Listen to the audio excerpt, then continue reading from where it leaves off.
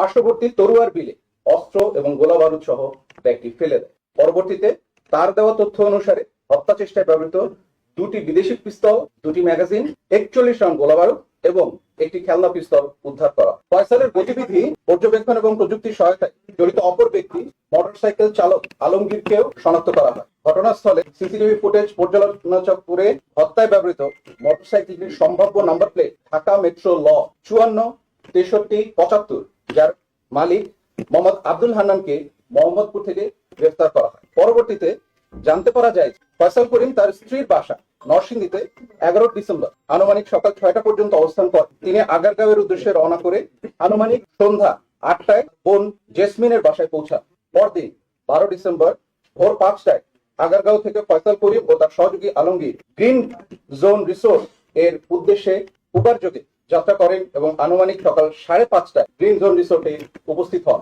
আগারগাঁও থেকে রওনার পূর্বেই ফয়সাল তার বান্ধবী মারিয়াকে ভোর 4টায় ওই রিসোর্টে উপস্থিত থাকার জন্য বলে। তদন্ত সূত্রে ডিসেম্বর 2025 তারিখে উবার চালক ও গ্রিন জোন রিসোর্টে বয়কে জিজ্ঞাসাবাদের মাধ্যমে মারিয়ার অবস্থান শনাক্ত করা হয় এবং আনুমানিক 2টার দিকে বাড্ডা এলাকা থেকে তাকে গ্রেফতার করা হয়। গ্রেফতারকৃত মারিয়াকে জিজ্ঞাসাবাদে জানা যায় ঘটনাটি সকালে সেখানে সহযোগী আলমগীরের সাথে ফয়সাল করিম প্রথমে মাদক সেবন করেন এবং বিভিন্ন বিষয়ে আলোচনার মাধ্যমে তার পরিকল্পনার কথা উল্লেখ করেন, যার অনেক কিছুই মারিয়া শুনে থাকে। এক পর্যায়ে মারিয়া বুঝতে পারেন যে ওসমান হাদির বিষয়ে তারা উত্তেজিত স্বরে আলোচনা করছে। পরবর্তীতে ঘটনার দিন তারা উবার যোগে সকাল আনুমানিক 9টায় রিসোর্ট ত্যাগ করে আগারগাঁওয়ে তার বোনের বাসায় এসে উপস্থিত হন।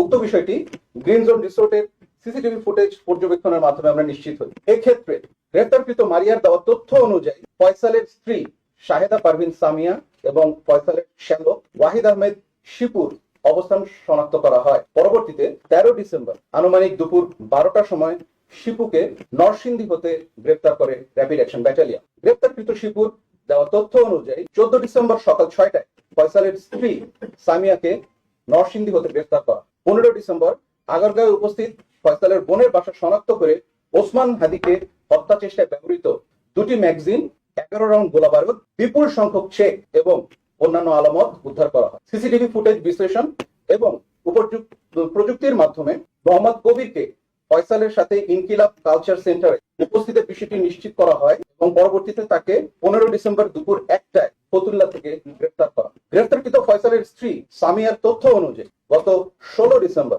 সকাল আনুমানিক 5টায় ঢাকার কেরানীগঞ্জ থেকে ফয়সালের মা ও বাবাকে গ্রেফতার করা হয়। ফয়সালের মা ও বাবার কাছ থেকে প্রাপ্ত তথ্যের ভিত্তিতে ফয়সালের শ্যালক শিপুকে জিজ্ঞাসাবাদের মাধ্যমে শিপুর বন্ধু মোহাম্মদ ফয়সালকে গ্রেফতার করা হয়। আটককৃত অভিযুক্ত ব্যক্তিবর্গকে জিজ্ঞাসাবাদের মাধ্যমে নিম্নোক্ত তথ্য সমূহ আমরা জানতে পেরেছি, যা আপনাদের সামনে উপস্থাপন করছি। ওসমান হাদিকে হত্যা চেষ্টার পর ফয়সাল ও আলমগীর পুনরায় আগারগাঁও হত্যা চেষ্টায় ব্যবহৃত পিস্তল ও গোলাবারুদ লুকানোর পরিকল্পনা করে। অস্ত্রের ব্যাগটি সে তার বাবাকে দিয়ে তার শ্যালক শিপুর নিকট হস্তান্তর করতে বলে এবং সিএনজি যোগে সাভারের উদ্দেশ্যে রওনা দেয়। পরবর্তীতে ফয়সালের বাবা ব্যাগটি শিপুর কাছে হস্তান্তর করে। শিপু এই ব্যাগটি নরসিংদীতে ফেরত নিয়ে গিয়ে তার বোন অর্থাৎ ফয়সালের স্ত্রী সামিয়ার নিকট দিয়ে দেয়। সামিয়া ব্যাগটিকে পুনরায় শিপুর কাছে দিয়ে এটিকে লুকানোর জন্য বলে। পরবর্তীতে শিপু তার বন্ধু মোহাম্মদ ফয়সালকে বাসায় ডেকে সেই ব্যাগটি দিয়ে দেয় গোপন করবার উদ্দেশ্যে। মোহাম্মদ ফয়সাল তার বাসায় ব্যাগটি রাখার পর